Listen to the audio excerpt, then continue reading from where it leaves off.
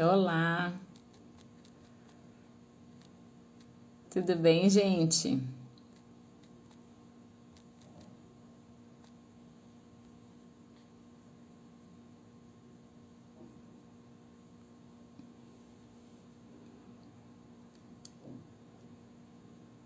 Oi, Melino, beijo. Já quero voltar para viagem. Vocês estão me escutando bem? Ah, tá ali. Tá ali a moça. Cadê?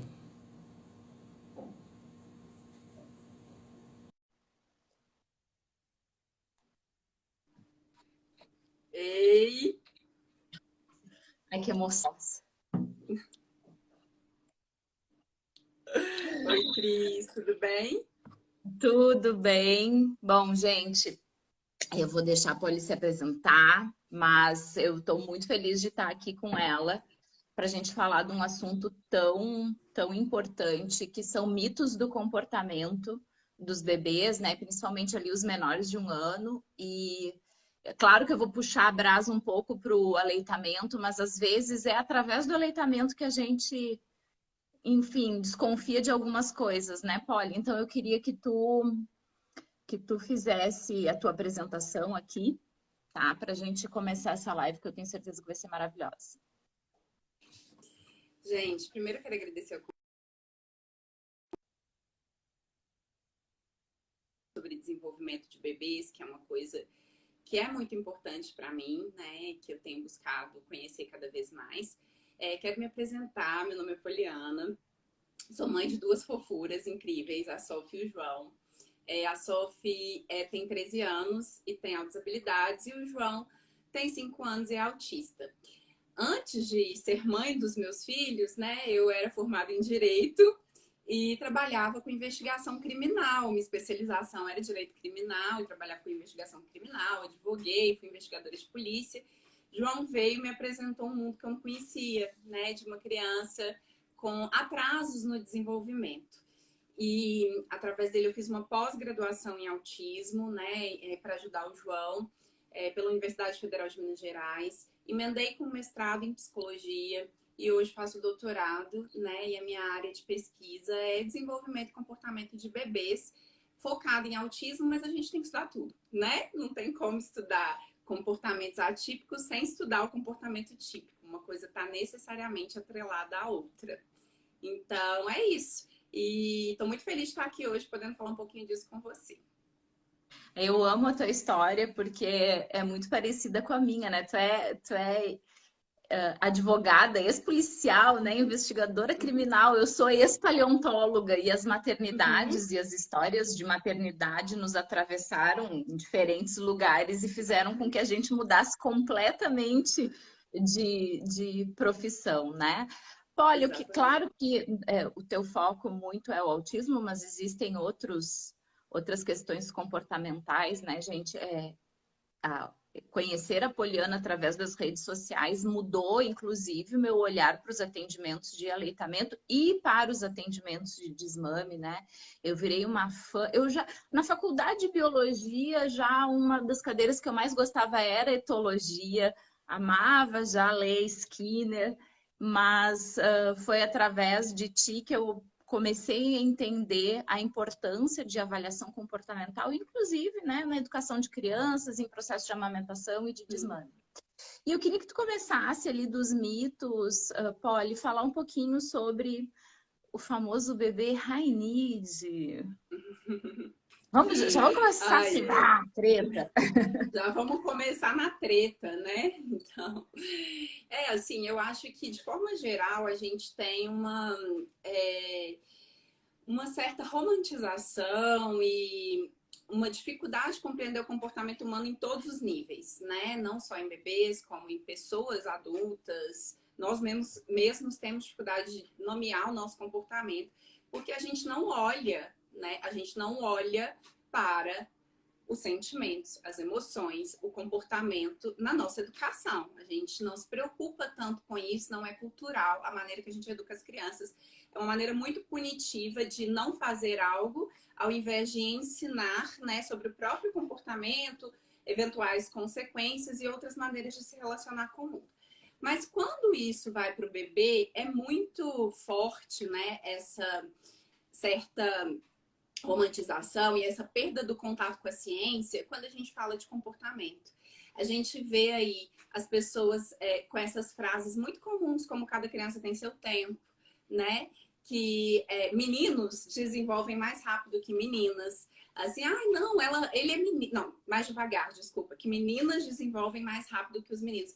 E até um certo machismo, né? No olhar para o desenvolvimento da menina. Não, menina é mais madura. Gente, a menina acabou de nascer. Então, ela fala porque ela é mais madura. Então, quer dizer, já existe uma carga social para uma bebê que está começando a falar, né? Então, existem muitos mitos que a gente constrói enquanto comunidade que a gente joga nesses bebês, né? Então, essa coisa de esperar o tempo de cada criança para desenvolver habilidade, essa coisa de acreditar que os meninos podem não falar porque eles são meninos, que os meninos podem ter um atraso de comportamento e de desenvolvimento relacionado, né, comparado às meninas pares ali. Isso também é mito, né? Que o menino não chora ou vai ter determinados comportamentos também em razão da sexualidade dele ou do gênero. Isso não é verdade, né? E essa coisa do bebê que é rainida. Isso tudo eu tô falando para bebês, né, gente? Isso a gente vê aí os bebês já sofrendo com esses estereótipos desde cedo. O bebê rainida é aquele bebê, né? Vamos definir para alguém que nunca ouviu falar, talvez. Seria aquele bebê, gente, de alta demanda. Na verdade, eu acho que alguns pediatras até falam, bebê de alta demanda, né? Aí, às vezes, a mãe chega lá no consultório com um bebezinho que chora sem parar, que não consegue dormir, que só quer colo ou não fica no colo, né? Que tem um transtorno de sono, um distúrbio de sono. E o pediatra fala com a mãe assim, a mãe reclama, coloca toda aquela informação ali, né? Que é o primeiro acesso à saúde da maioria das famílias, é o pediatra, às vezes o único, né? Muitas mães não têm condições ou não têm nem conhecimento para ter uma consultora de aleitamento, né? Às vezes um curso de formação. Então, o pediatra acaba sendo o primeiro e muitas vezes o único acesso à saúde que aquela mãe vai ter. E ela vai para ele preocupada com o desenvolvimento da sua criança, esgotada, né? E na maioria das vezes, ou ela vai receber uma invalidação do tipo, é assim mesmo, é difícil mesmo, né? Ou ela vai ouvir essa figura lendária, mitológica que se criou, que eu odeio, que é o bebê rainha. Que é essa coisa. Seu filho pode ser um bebê com demandas maiores. Seu filho pode, então, gostar de mais colo. Pode ser uma questão aí de uma demanda mais alta dessa criança. Tenha paciência, fique calma. Sendo que a gente está com uma mãe em sofrimento do outro lado, né? Uhum. Então, se cria um rótulo para justificar algo que não se compreende, que é o comportamento dos bebês no final do dia, né? E essa alteração de comportamento de um bebê ou outro, que a gente não consegue dizer por quê, que o pediatra não consegue dizer por quê, e criou-se essa figura aí que vem ocupando o imaginário das pessoas, né? E trazendo, muitas vezes, uma falta de suporte, porque aí a mãe acolhe aquela explicação. Então meu bebê tem uma alta demanda. Gente, o que isso significa? De onde isso veio? Para onde isso vai? Eu acho que o pior é isso. Então, quer dizer, é para eu ficar sofrendo com o meu bebê? É isso que você quer me dizer? Que, de certa forma, eu entendo que talvez seja isso que o médico está dizendo. Então, sofre. Seu bebê é rainito. Tá, beleza, agora eu vou sofrer então e vamos ver se melhora sozinho, né? O comportamento do bebê, se ele se adequa mais ao mundo. Então, a gente não vê na literatura científica esse termo sendo utilizado, né, dentro da psicologia positiva. Então, existem várias áreas da psicologia, né, e eu atuo com psicologia baseada em evidência. Então, assim, a gente não vê dentro das áreas de psicologia baseada em evidência esses termos sendo utilizados na literatura, nem para definição de personalidade, né, nem para explicação de comportamento, porque a gente, toda vez que a gente fala de ciência, a gente está falando de uma clareza. Assim, o que é, né? A pergunta é, o que é isso que você está me dizendo que é rainito? Então, tudo que houver de dificuldade no comportamento desse bebê, a gente vai jogar nesse rótulo e pronto? Não. Em tese, né, a função do profissional de saúde que escuta essa mãe é tentar entender o que ela quer dizer, o que é exatamente o sofrimento dela ali. É dificuldade no aleitamento? Será que esse bebê com comportamento alterado está tendo um problema na amamentação? ele tá tendo uma dificuldade na amamentação, então ele tá com fome, sei lá. Não vou saber dizer sobre isso, não quero dizer, porque, né, a gente tá com consultor aqui, mas, então falar besteira, né, Cris? Mas, assim, tem casos, não tem? De bebê que não conseguem se alimentar o suficiente para ficar satisfeitos, e aí vão chorar. Então tá, vamos investigar isso. Ou será que esse bebê tá com transtorno sensorial? O que é muito comum, assim, tem uma prevalência alta entre bebês prematuros, né? Entre bebês, às vezes, que tem uma delação num cromossomo e a gente só vai descobrir isso ou nunca vai descobrir durante o desenvolvimento dele. Vai ter diferenças comportamentais, às vezes a gente não vai descobrir. Então, tem uma síndrome, né? Tem uma delação cromossômica. Ou a gente tem autismo, ou a gente tem TDAH, né? Esses transtornos do desenvolvimento que causam alterações cerebrais. Não necessariamente que a gente vai ter um transtorno, uma síndrome, né? Pode ser que o bebê está com uma alta demanda comportamental, que ele está irritado, que ele não está conseguindo dormir, por causa, por exemplo, de uma questão do aleitamento, né? Então, aí ele precisa de um ajuste. Mas o ponto desse rótulo, que ele tanto incomoda, é que ele, primeiro, ele inclui qualquer coisa, né, que eles vão chamar de high need. Então, não existe uma definição científica para isso. Isso é uma criação, uma lenda urbana. Inclui absolutamente qualquer coisa. E que ele deixa a família sem suporte. Porque já que você não explica, você também não dá estratégias de solução do problema. Você nem sequer identificou esse problema. Eu lavo as minhas mãos dizendo, seu bebê é high need. Não sei se você ouviu isso com algum dos seus filhos, mas eu ouvi com os dois. Então, eu ia dizer, tu vê como essa ideia do bebê high need é tão velha, antiga e demodê, que os nossos dois mais velhos, né, a tua e o meu, tem 13 anos, são contemporâneos. E o Henrique estava quase sendo encaixado como bebê high need, né? A tua filha é neurodivergente, o meu filho é neurodivergente. E o alemão passou muita fome nos primeiros 20 e poucos dias de vida dele. Então, assim, qual era a classificação de... O que eu tinha, né, ali? Eu tinha um bebê que chorava o tempo inteiro. Ele só não chorava se a boca dele estivesse no meu peito. Ele não ficava num carrinho, ele não ficava no colo do pai, ele não gostava de ninguém. A minha irmã mais nova, tia dele, ela disse, meu Deus, essa criança me odeia, porque toda vez que ela ia visitar e ela pegava ele, e eu dizia, não é pessoal, porque, tipo assim, ele nem sabe quem tu é. E, claro, retrospectivamente, agora eu consigo entender, né? Era uma criança que passou fome, então acho que a gente precisa diferenciar alguns comportamentos, né, Polly? Uma criança que não está ganhando peso no aleitamento exclusivo e está berrando o dia inteiro, eu não vou pensar em high need como primeira opção, né? Nesse conceito que não existe. Então, assim, agora um bebê que está mamando bem, que ganha peso adequadamente. Eu não estou falando daquele horário da bruxa, do fim de tarde, que tem explicação científica para o bebê chorar mais no fim de tarde, o reflexo de ejeção do leite às vezes é prejudicado, tem uma pressão de sono ali. Eu estou falando daquele bebê que é o bebê pistola. O bebê parece que nasceu mal-humorado, odiando nada. Ele não é um bebê feliz, né? Eu se acho ele que está ganhando... Se ele está ganhando peso adequadamente, é isso. Se é um bebê que ganha peso, está alimentado, mas não é um bebê feliz, eu preciso olhar para aquela questão que ele está tentando passar para tentar descobrir o que é. Porque é isso, se eu jogo no pacote high need, a pessoa diz, bom, então é isso. A gente sabe, né, que os primeiros 3 meses, as crianças que estão dentro de um padrão... como é que eu vou dizer? Me faltou a palavra. Típico. Desculpa, faltou a palavra mesmo. Tô bem Covid mais menopausa. Típico. Elas vão precisar de um contato físico, né? Um bebê nasce, o nosso bebê humano nasce prematuro perto de outras espécies e tal. Mas é diferente um bebê que gosta de um colinho e é um bebê que é feliz com outros colinhos. O bebê que tá com alguma questão aí, ele é um bebê, ele é o canarinho pistola, que ele tá sempre puto, uma criança que sempre tá com o senho franzido, sabe? Eu acho que então a gente... eu acho que às vezes as questões do aleitamento vão perspassar essas questões comportamentais. E aí eu queria que tu Só pegar um gancho ali que tu falou, né? Essa mãe tá em sofrimento.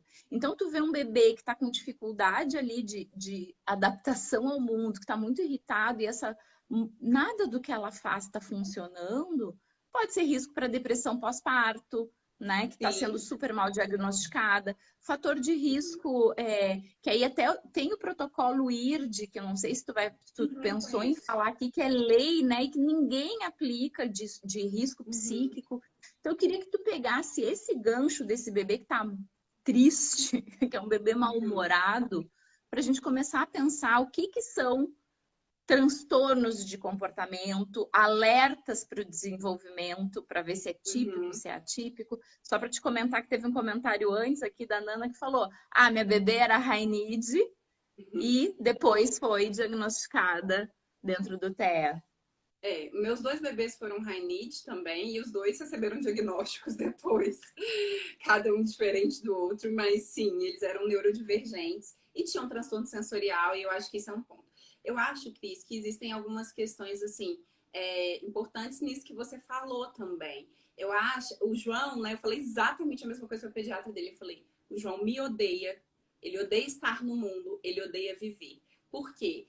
Todos os bebês choram, né? É difícil, puerpério é punk para todo mundo. Não existe isso. Não, até que pode existir, né? Mas assim, foram escolhidos por Deus aqueles que tiveram um puerpério mais tranquilo, porque puerpério é difícil. Os 3 primeiros meses são muito difíceis. Mas quais são 2 pontos importantes para a gente se atentar, né? Do excesso ou da falta de comportamento. Então, assim, o choro é normal? É normal. Mas aquele choro que nunca cessa, ou aquele choro que nunca acontece, peraí, o bebê se comunica pelo choro. Então, esse bebê, ou ele tá com um problema de comunicação, ele nunca chora, tá molhado, tá com fome, não chora. Isso é um alerta pra gente.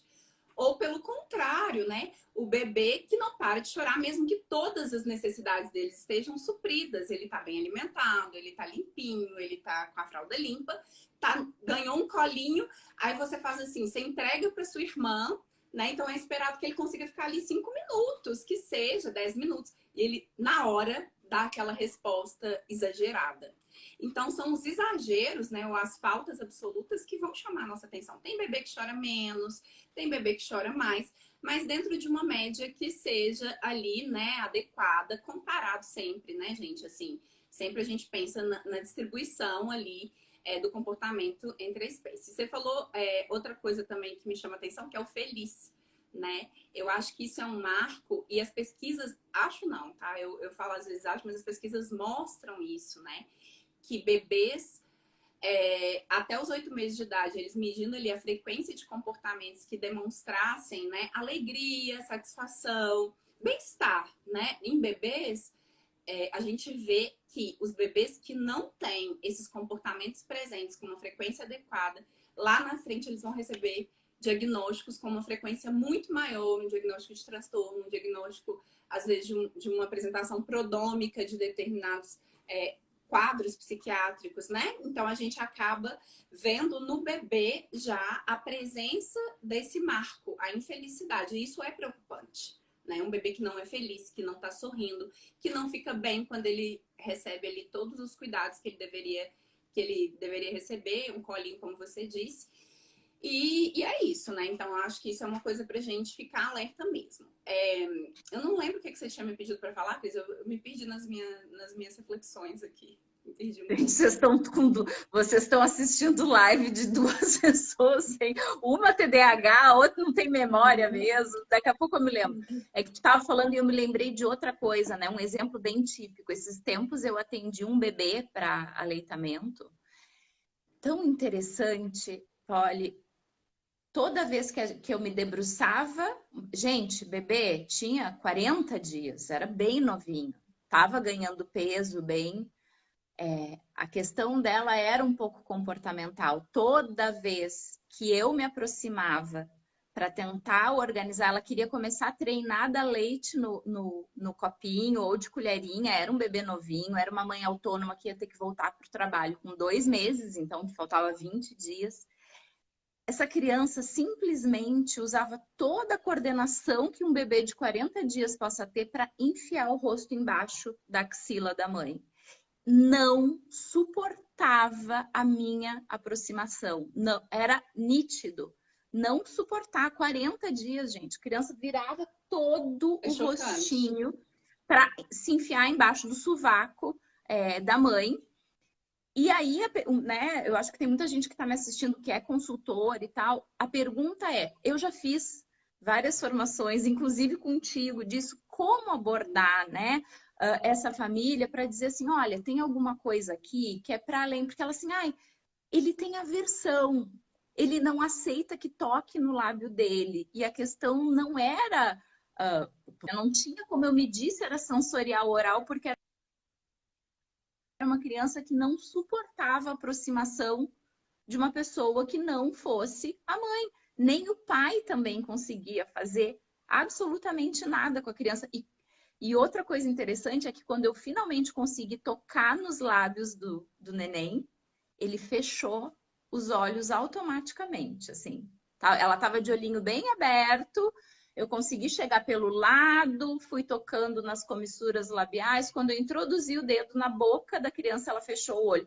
Muito pequenininha para cuspir, mas assim, ó, sensorialmente ela me disse: chega, eu não Exatamente. suporto isso. É a pior coisa Exatamente. do mundo para mim, aquilo ali. Como eu já fui tua aluna, tirei o dedo e disse: olha, daqui eu não tenho como ir. Acho que vocês vão ter que passar com a fono, porque às vezes o caminho como consultora é ir pelas beiradas, sabe? Quando eu suspeito, assim, de algum diagnóstico difícil, claro, Claro. ia entrar em contato com o pediatra, né? Mas foi muito Uhum. interessante. Aí eu queria que tu falasse um pouco sobre esses comportamentos de fuga também em bebês bem novinhos.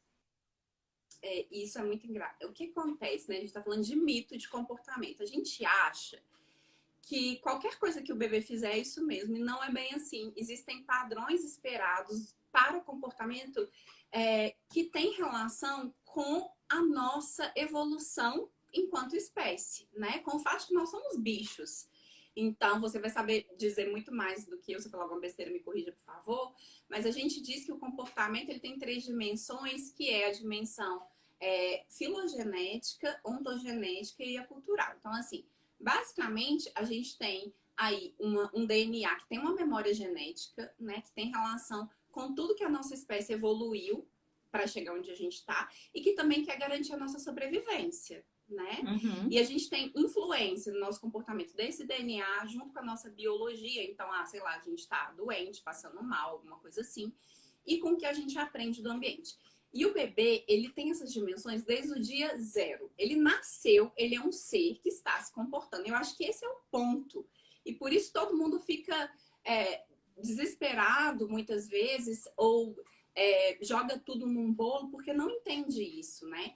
A gente nasce se comportando. Então, o que é esperado de um bebê que nasceu? Que ele mame, que ele não tenha dificuldade com a aproximação de pessoas, né? Que ele busque o rosto humano, porque ele foi filogeneticamente programado para olhar para a mulher cabeluda que aparece uma vez com leite e continuar olhando. Porque afinal, essa mulher me garante o leite, é esse rosto aqui, né? Esse conjunto de estímulos que me garante o leite. Então preciso decorar quem ela é, eu preciso entender o tom de voz dela quando ela tá brava, quando ela tá feliz, né? Então, essas coisas, elas se iniciam dentro de respostas que são quase a maioria delas reflexas. Até os 6 meses isso vai. Não é até os 6 meses, são todas reflexas, vão diminuindo os reflexos até os 6 meses, né? E reflexo é comportamento filogenético que nós fomos ali. Nossa espécie deu pra gente para falar assim: vocês vão viver nessa terra, né? Então, sugar, por exemplo. Então, é muito. O bebê nasceu, né, Cris? Claro que ele vai ter uma adaptação aos estímulos externos. Igual você falou, é muito comum que os bebezinhos chorem lá pela hora da bruxa, muito, fiquem agitados, porque estão se adaptando a estímulos e é tudo muito novo para eles, né? Só que até essa adaptação, ela precisa acontecer progressivamente de uma forma mediana. Um bebê de 40 dias que está rejeitando a gente encostar na boca dele, né? Isso é esperado? É esperado que um bebê de um dia rejeite a gente introduzir o dedo ou o seio na boca dele? É a média? Não, não é a média, tá estranho. Por que esse bebê tá com uma resposta sensorial muito diferente dos outros? Porque todos estão se adaptando ao mundo, né? Todos os bebês estão. Então, assim, vai ter uma média ali. Por que que esse bebê, enquanto a maioria dos bebês vai buscar o rosto humano, né? Ele vai buscar a proximidade, ele vai gostar e se sentir confortável com o toque na pele. A maioria de nós gostamos de ser tocados, é gostoso, é agradável, é algo positivo. Por que que um bebê que está no colo da mãe, né, que é a pessoa de segurança dele, e você se aproxima, ele refuta o seu olhar, ele vira o rosto para o lado contrário. O custo de resposta de um bebê de 40 dias virar o rosto para lá é altíssimo. Eu passei por isso com o João e passei com outros pequenininhos que eu acompanhei. Porque é difícil para ele fazer isso e é contra-intuitivo, porque a intuição dele, no sentido de genética, vai dizer para ele olhar, né? Então a gente já sabe isso é evidência. Se a gente colocar algo semelhante ao rosto humano, né? Por exemplo, telas, a gente faz eye tracking com bebezinhos ali no primeiro mês de vida. A gente tem estudos robustos que mostram amostras grandes de bebês e depois acompanham eles na vida e a gente percebe que aqueles bebês que buscavam o Tzinho, não era o rosto humano, é como se fosse isso daqui, né? O Tzinho ali que parece o rosto humano, é algo semelhante, um estímulo semelhante, com maior frequência eles iam ter um desenvolvimento com menor prevalência de transtornos. Então, assim, quanto mais eu olho para o rosto humano, mais saudável essa troca mais eu vou desenvolver minha linguagem, a minha capacidade de leitura de emoções. Então, assim, claro que a gente vai ter uma variação aí dentro da média, mas se esse bebê está recusando o rosto e se esse bebê está evitando o contato visual ativamente, né, é um bebê que eu tenho que me preocupar desde o primeiro mês de vida. Inclusive, isso é um dos critérios, é um dos marcos ali que está na cartilha de saúde da criança no Brasil, né? Tá na tabela Bayley, que é uma tabela de desenvolvimento padrão ouro que a gente tem aqui para mensurar comportamento de bebê e tá no guia do CDC, né? Que é um dos órgãos mais importantes de saúde no mundo. E ele vai dizer, o bebê com 1 mês ele precisa olhar para o seu rosto, ficar confortável por 2 segundos. Depois ele vai tirar, ele vai olhar o ambiente, né? Mas 2 segundos é um tempo em que ele vai olhar e ele vai buscar. Por que isso? Porque, aliás, no primeiro mês, tá, gente? Falei errado, no primeiro mês. Ele precisa disso porque aos 2 meses, até lá pelas 8 semanas, ele vai sorrir. E o sorriso social, ele só acontece em bebês que faz aproximadamente 3,75 segundos de contato visual. Então, olha para você ver. Se eu não olho, eu não sorrio. Então, vai virando uma cascata de prejuízo. E o sorriso, por que o sorriso é importante, gente? Porque o sorriso é a primeira imitação do rosto, porque o sorriso é a primeira resposta social a emoções que a gente tem, a primeira maneira que a gente interpreta a emoção do outro e que a gente expressa as nossas próprias emoções. Então, tem relação com todo o amadurecimento socioafetivo do bebê. Né? Então, assim, eu acho que a primeira coisa que a gente tem que pensar é que a gente sempre vai olhar, vocês que são consultoras, que trabalham com muitos bebês, com a média do comportamento. Se aquilo está saindo, né, da média do padrão ali, de uma forma que é maior, né, gente? Claro, porque eu quero dizer assim, a média sempre tem um desvio na média, né? Um desvio um pouquinho para mais, um pouquinho para menos. Mas ao ponto, e o ponto talvez seja esse, trazer prejuízo para aquela família e para aquele bebê. Não só para o bebê, mas também para a família. Ou uma das duas coisas, né? Então, se você tem um bebê que a média do comportamento dele está variando ao ponto de trazer prejuízo, ele é um bebê que a gente precisa olhar. Ele é um bebê que a gente precisa ter um cuidado, que a gente precisa falar com o pediatra enquanto consultora de amamentação, que a gente precisa pontuar isso para o pediatra. A gente pode sugerir, né? E eu não sei qual a abertura que vocês têm nesse momento de conversa, um acompanhamento por algum instrumento de medida aí que vai observar os marcos de desenvolvimento do bebê, né? É legal a gente orientar a família assim. Eu não acho que essa é a hora de vocês falarem, obviamente, porque é uma hora muito sensível, né? E vocês precisam de respaldo de outros profissionais que vão conseguir observar melhor o comportamento do bebê. A gente falar em, nossa, esse bebê pode ter um transtorno, pode ter um diagnóstico. Claro que não. Mas a gente tem que se cercar dos cuidados para que essa família e esse bebê, eles continuem sendo assistidos, né? Então, aí encaminha para uma fono, encaminha para uma TO, quando é uma questão sensorial, tipo, o bebê não consegue ser tocado, né? O bebê tem problema com o colo, o bebê tem dificuldade com ruído de uma forma... A mãe fala e o bebê chora. Tem casos assim, o pai fala e o bebê chora. O bebê tem transtorno de sono, né? Tem distúrbio de sono. A gente pode observar com uma TO, tentando fazer alguns ajustes. ou, em casos muito mais importantes, encaminhar sim para o neurologista, porque bebês têm padrões de sono que são mínimos, que precisam ser observados. E é isso que as pessoas não entendem. E elas têm dificuldade de entender isso. Bebê acorda mesmo. Gente, acorda, mas não é. Com 3 meses ele acorda 65 vezes. Não é assim, entendeu? E a gente precisa falar disso, né? Depois que eu ouvi a palavra da ciência do comportamento, é inaceitável para mim ouvir ainda discursos de que eles acordam, tá tudo bem acordar 10 vezes numa noite, né? Ou o outro extremo, Polly, que chega pra gente, que é a criança não dorme. O bebezinho novinho, 2, 3 meses, não dorme o dia inteiro. Quando muito, assim, ó, 10 minutinhos de pescadinha ali né? Não dorme. Então a gente tem que entender que o sono ele tem uma base fisiológica, mas ele tem uma base comportamental muito importante. Totalmente. E o fisiológico, e isso também é um ponto, o fisiológico é alterado pelos transtornos. Né? Não é só o comportamento ansioso, por exemplo, ou o excesso de estímulos que o bebê recebe durante o dia que vai influenciar no sono dele. As pessoas com TDAH, com autismo ou com alguma dificuldade, sei lá, outros transtornos do desenvolvimento, síndromes, elas têm alteração fisiológica de sono. Né? Então, você vai ver uma alteração nos reflexos, uma alteração na coordenação motora de base, muitas vezes. Entendeu, Cris? E eu até acho que as consultoras de amamentação, isso é achismo total, tá, gente? Mas eu acredito, assim, que provavelmente, na maioria das vezes, quando vocês têm um caso relacionado à dificuldade de amamentação, vocês já estão lidando com uma possibilidade de prevalência de alguma dificuldade maior do que só a amamentação, que é mais alta do que no resto da população. Deu para entender? Tipo assim, eu acho que a maioria das famílias talvez não tem uma dificuldade de amamentação. Aquelas que vão ter, não que todos vão ter transtornos ou, né, claro, mas que talvez exista uma prevalência maior, porque quando a gente vai parar para estudar, por exemplo, autismo, no primeiro trimestre de vida, eu tenho alterações orofaciais que vão influenciar, impactar diretamente na amamentação.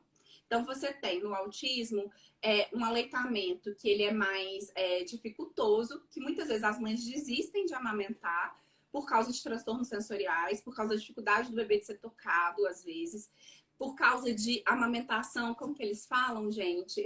Essa foi até para minha dissertação de mestrado. É partida. É uma amamentação partida. Mame para, mame para, mame para. Então, Cluster o bebê não feeding. consegue. Isso, porque ele não consegue ficar em contato com aquele estímulo muito tempo. Então, ele dá uma mamadinha e para. E para de mamar para poder se regular, porque ele quer sair dali, ele quer sair do colo, do abraço, entendeu? E outra coisa também que a gente vê muito é a alteração de motricidade orofacial associada a transtorno. Então, quer dizer, provavelmente existe algumas questões aí que vão, né, nos trazer para um lugar de proximidade quando a gente está falando dos bebês com dificuldade de comportamento e dos bebês que vão ter algumas dificuldades de amamentação. Em parte, a gente vai se comunicar, né? E aí a gente precisa realmente orientar essa família para que ela continue procurando ali a ajuda que o bebê continue caminhando para achar, né, as respostas que talvez um sintoma ficou presente na sua consulta, né? Por exemplo, esse bebezinho. Você colocou a mão, ele fechou os olhos, já estava rejeitando o rosto, já estava com uma dificuldade. E aí, o que a gente faz? Né? A gente pode encaminhar para uma fono, mas que entenda um pouquinho da parte sensorial. A gente pode encaminhar para uma TO também, falando sobre esses aspectos sensoriais. As TOs são muito boas nisso, porque primeiro que elas têm uma compreensão dos fenômenos sensoriais como fenômenos neurológicos e que vão estar presentes no bebê. E existe, é muito engraçado como a gente é ignorante, né? Assim, todos nós, de forma geral, assim, às vezes para tudo. Quando eu descobri que a gente podia medir perfil sensorial, né? Ou seja, saber se o bebezinho nasceu com uma média de resposta sensorial que é mediana ou se é alterada, na primeira semana de vida eu fiquei chocada. Então, assim, a gente consegue, a gente tem instrumento de medida que é padrão ouro para isso, entendeu? As TOs, né? São elas que aplicam nesse caso. Claro. E isso tudo é comportamento, né, Cris? Isso tudo a gente chama de comportamento. São aspectos biológicos, fisiológicos do comportamento do bebê. Por isso, tornar isso um mito é dificultar o suporte desse bebê, é dificultar o acesso dessa família, é colocar a mãe numa situação... Porque a mãe, né, gente, não vamos ser hipócrita, de vulnerabilidade, né? Muitas vezes ali, enfim, numa situação difícil mesmo, muito, muito difícil, que não vai dormir, que vai... Não, eu preciso cuidar dessa criança mesmo sem recurso para isso, às vezes humano, né? E isso vai a situações trágicas, a gente sabe disso. Então, é muito importante, enfim, ter esse acompanhamento científico, sabe? Do comportamento do A bebê. mãe comentou aqui que a filha dela mamava 5 minutos, tinha que parar e 20 minutos depois queria peito de novo. Ela não comentou se a filha teve algum diagnóstico, depois comenta aqui. Mas uma coisa que eu acho bem importante falar, Polly, porque a Melino, que é uma colega, uma amiga, né, que é consultora, falou, gente, eu nunca tinha atentado para isso. É aqueles casos onde, olhando para o lado do aleitamento, não tem nenhum motivo físico para não dar. É maravilhosa, tem um mamilo elástico bom, a produção tá linda,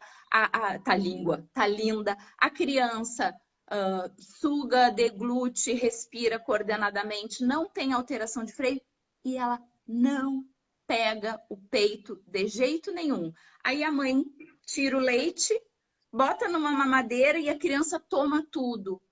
Claro, porque a mamadeira, geralmente a gente não segura o bebê apertado, tu bota ele meio de frente para o mundo, é outro estímulo do plástico. Então, essa é uma dica que eu dou assim para as colegas consultoras que estão aqui, para os pediatras. Eu vi que tem um monte de pediatra que está assistindo aqui também, para se atentarem quando a mãe chega com essa queixa. Olha só, ele toma o meu leite na mamadeira, mas no peito. E aí, acontece isso muito comigo. Tipo, eu sou a terceira consultora. Cris, eu já passei por 2, por 3 pelo banco de leite. Só tu vai me salvar. Não, amiga, eu não vou te salvar, mas aí talvez eu consiga te encaminhar para TO, que eu amo as TOs também, ou para uma fono com habilitação em questões sensoriais, porque também não é toda fono que vai atender. Mas é isso é uma pista muito interessante para a gente pensar. Sim. Ontogeneticamente, filogeneticamente, os bebês foram feitos, com exceção dos bebês com danos neurológicos, um bebê que nasce rígido, que nasce saudável, ele foi feito para coordenar sucção, respiração, deglutição. Se ele não tolera, tá no braço, tá no peito e não tem nada de errado com a amamentação, eu preciso pensar em alguma questão comportamental. Então, uma pista muito interessante é essa. Além do cluster feeding, e a Carol, que eu acho que é aqui, que a mãe comentou, disse, ela é autista. Então, assim, era esse bebê que mamava 5, parava. Ou essa questão do que o bebê não suporta o peito, mas na mamadeira toma lindo. Claro, ele quer comer, né? Mas ele não suporta comer de outra forma. E Cris, você também falou uma coisa aí muito importante quando a gente vai avaliar qualquer dificuldade num bebê, né? Então, o pediatra deve receber as mães lá e aí a mãe fala, olha, eu tô com muita dificuldade, meu filho não para de chorar, meu filho não sei o quê. Então, qual é o primeiro passo que a gente vai avaliar? É o orgânico, né? O fisiológico. Vamos ver, tá doendo alguma coisa, tá com refluxo. Eu passei por tudo isso, então eu posso dizer, o João chegou a tomar remédio para refluxo, tá chorando, é refluxo. Tá bem alimentado, então você tem as pistas ali, você tem ali como avaliar uma série de coisas. Então ele tá bem alimentado, ele tá bem do ponto de vista orgânico, que é isso que você falou, a parte fisiológica da amamentação tá ok, tem tudo para dar certo na amamentação e não dá. Cara, esse bebê, ele tem tudo para estar bem, mas não tá. Ele é high need. Não, gente. Então, tudo bem, pode ser high need, quer dizer, tem alta demanda. Mas o que é essa alta demanda? O que isso significa? Então, ele tá com alguma... ele tá com alguma alteração no comportamento. É isso que você tá me dizendo. Ele tá com alteração no comportamento. Agora, qual é essa alteração? Qual é a implicação dessa alteração no desenvolvimento dele? E, especialmente, o que a gente pode fazer para ajudar esse bebê a se desenvolver bem? Porque o fato dele ter uma alteração, ou uma dificuldade, ou ele ter um transtorno, não significa que ele vai ser uma pessoa infeliz, que ele vai ser uma pessoa que não consegue se desenvolver, que ele vai ser uma pessoa incapaz de viver as experiências. Não. Ele pode, inclusive, se desenvolver de acordo com as crianças da idade dele. Só que ele precisa de suporte, né? Então, essa é a grande questão. A gente conseguir identificar os sintomas, né, aqui, não só de autismo, mas de qualquer alteração no comportamento dessa criança, vai dar oportunidades, sabe, Cris? E eu acho que isso é o ponto mais triste, assim, que eu vejo, no meu desespero, às vezes, assim, que eu gostaria que todo mundo ouvisse um pouco sobre isso, para entender que você vai mudar a vida da criança. Você vai mudar, você vai dar para ela a oportunidade de se desenvolver conforme os pares, ou ainda que ela não se desenvolva conforme os pares, mas que ela chegue num nível de desenvolvimento em que ela seja uma pessoa mais autônoma, né? Em que você vai dar saúde para a família. Porque se a gente sabe que caminho percorrer e como ajudar, né, o nosso filho nas dificuldades deles, a gente também está mais tranquilo e mais bem resolvido para viver a nossa vida. Quer dizer, uma mãe que não dorme há 2 anos. Eu passei 2 anos sem dormir com o João. Foram várias questões, né? E aí é outro ponto, outro aspecto que é bem polêmico, que eu não sei se eu deveria tocar, que é, assim, às vezes as questões que são neurológicas, né? Elas vão alterar os padrões de comportamento. Por exemplo, no caso do João, ele acabou desenvolvendo uma certa compulsão por estar no seio. Então, eu acabei optando pelo desmame lá no final, né, da minha caminhada, porque eu não aguentava mais, meu bico do seio estava ferindo, eu tinha que levar o João para delegacia, eu era policial na época, né? Eu tinha que levar o João para operação, gente. O João tinha que ir na operação 4 horas da manhã, porque ele acabou se regulando demais pelo meu seio e pela rigidez do autismo, ele não aceitava transitar para outras maneiras de se regular, né? E isso impactou no sono dele no nível que eu só fui dormir depois que eu desmamei o João, né? Então, assim, acaba tendo um impacto ambiental aí, em rigidez, né, de comportamento. Então, assim, isso perpassa toda a vivência dessa pessoa como um bebê, né, que vai ser um bebê mais propício a emoções negativas. Por quê, gente? Porque eu falei isso que você falou, que é muito importante a questão da felicidade, e a gente acha que é lenda urbana ou que não. Ah, ele é mais bravinho, mas tudo bem, bravinho é uma coisa. Mas quando tá tudo bem, esse é um bebê feliz? Ou ele é um bebê que expressa mais emoções negativas? Por quê? Isso diz pra gente que a relação dele com esse mundo sensorial, social, tá aversiva. Se o bebê tá sempre infeliz, é porque ele tá infeliz com os estímulos que ele recebe do mundo e com as relações que ele tá construindo, gente. Isso é muito sério. Isso impacta toda a formação do cérebro desse bebê.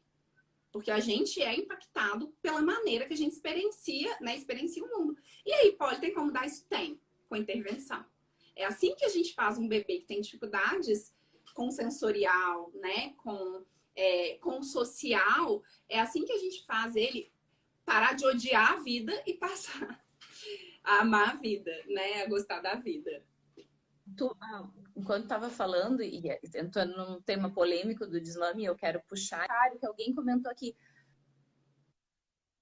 sobre esse bebê que não aceitava mamar no peito de jeito nenhum e aceitava na mamadeira. Isso não é confusão de bico e fluxo? Gente, assim, ó, rede social é um mato que eu ando meio saturada, porque a gente não consegue desenvolver as coisas. É de um reducionismo a gente imaginar que tudo Exatamente. É confusão de bico e de fluxo. Neste caso, por exemplo, é um bebê que só vai comer graças aos bicos e ao fluxo. Ele foi apresentado como forma de comer e não tolerava antes. Por isso que é importante a gente estudar a análise do comportamento. Porque se eu sou uma consultora que só bato na tecla da confusão do bico e do fluxo, o que eu faço com essa criança que não pega o peito de jeito nenhum? Ah, eu sou incompetente, eu sou consultora que não soube fazer, passa para outro, e chega lá no pediatra, essa criança perdeu horrores de peso e a solução vai ser a mamadeira com fórmula, tá? E aí, né, tinha pouco leite, mas na verdade podia ter mantido o aleitamento, ordenha, mas a gente precisa entender comportamento. E aí, pegando o gancho do João, né, do desmame do João, que foi uma questão comportamental, que trouxe para ele né? A rigidez dele fazia com que realmente ele não aceitasse, e o desmame te ajudou, que é por isso que eu resolvi trabalhar com desmame. Sim, crianças neurodivergentes, as estratégias, a gente usa estratégia comportamental para treinar habilidade. Então, o treino de habilidade para o João era, ele precisa dormir com outras pessoas, ele precisa se regular de outras formas que não seja meu bico do peito. E funcionou, e aí ele passou a dormir. Isso funciona para crianças típicas, sem ser crueldade. Toda vez que falam que a gente que atende desmame está sendo cruel com a criança, eu fico pensando, coitado dos analistas do comportamento mesmo, que estão treinando difícil, né? crianças atípicas justamente para terem uma resposta A gente fala esperada, adaptativa, porque isso, gente, não tá ok. E aí, quando eu não estou pensando em criança típica ou atípica, a gente tem que pensar em família. Não está ok uma mãe, e a gente fala aqui mãe, né? Porque é o público que nos atende, os pais que amamentam, infelizmente, ainda estão muito escondidos. Que amamenta uma criança de 1 ano e meio, 2, 2,5, 3, que me diz: eu não posso sair de casa. Faz 2 anos e meio que eu não tomo uns Big Night com minhas amigas, porque o meu filho não fica com ninguém. Eu não estou dizendo que ele é autista, eu estou dizendo, gente, nós temos um problema de comportamento aí. Não é possível que uma mãe não é que amamenta... nem para criança, nem para família. Nem para família. Que sofrimento também para essa criança que no momento que a mãe sai de cena, a gente tem que pensar nisso, não é só a mãe, ai, que egoísta, o que custa ela ficar em casa e não sair para tomar beer night com as amigas? Eu poderia ficar horas falando só o que custa, mas pensa para a criança, para ela é muito duro, ela não fica com o pai, não fica com a avó, porque ela é incapaz daquilo. Para ela é aversiva, sofrimento, ela não aprendeu. Não aprendeu. Isso é um sofrimento para ela. Também. Porque ela não está adaptada. Pro mundo, né, Cris? Ela vai, em algum momento ela vai, e ela tá perdendo a oportunidade de aprender outras maneiras de regulação. Muito se fala em telas, né? E crianças que precisam o tempo todo ficar com o celular. E assim, claro, gente, não quero comparar aqui, mas uma criança que só se regula pelo seio também é um problema, né? Porque ela precisa ter um repertório grande de regulação para ir para a vida sem sofrimento. A gente precisa, né? Então, imagina uma criança. Então, a gente precisa aprender a se regular de outras formas. Isso é importante, verdade. Ai, Polly, eu amei, mas a gente precisa encerrar. Né? Eu vou fazer um convite aqui para a galera que pirou nos comentários, e aí você vai falar melhor, que é o seguinte, gente. Se você quer ser uma consultora de amamentação como eu, que tem esse olhar comportamental maravilhoso, seja aluna da Polly como eu sou. Eu sou aluna sempre, e vai ter um curso sábado que eu já estou inscrita, maravilhoso, sobre sintomas de autismo no primeiro ano de vida. É sábado às 8 da madrugada. Tem às 8 da madrugada. Seguidos. Então, vou deixar lá no meu perfil as informações. Então, gente, se inscrevam. Eu já me inscrevi. Vou estar lá 8 da madrugada de sábado para assistir a aula, porque é isso. Todo mundo que tem criança, e a linguagem da Polly, gente, eu já fui aluna dela, é muito acessível. Então, mesmo para quem não é da área, quem não trabalha com criança, faz. Porque essas intervenções precoces, elas não precisam ser só em caso de criança atípica. Meu Deus, todas as coisas que tu dá no curso e a gente usa no dia a dia, traz um enriquecimento ambiental, de repertório, de trabalhar as emoções, que é muito maravilhoso. Então, gente, fica a dica, recomendo. O valor tá super acessível, tá acessível. Vou fazer crítica ao vivo. Mulher, cobra mais, porque o teu trabalho é divino, é essencial. Então, quem tá aqui da área da saúde tem a obrigação de ter esse date lá. Tá no teu link da bio, né? Tá, no link da minha bio, vou deixar lá nos stories também um link facilitado para inscrição. Tá bom, gente? Cris, obrigada pela oportunidade. Eu sei que você tem que ir. Obrigada, gente, por estar escutando. Foi muito bom para mim poder estar aqui falando com vocês. Obrigada. Gente, o Insta da Polly é meu bebê e o autismo, tá aqui escrito, tá? vão lá correndo, assistam os stories dela, curso. Beijo, linda. Nos vemos sábado. Beijo, Cris. Obrigada. Tchau, gente. Boa tarde. Tchau, tchau. Boa tarde. Tchau.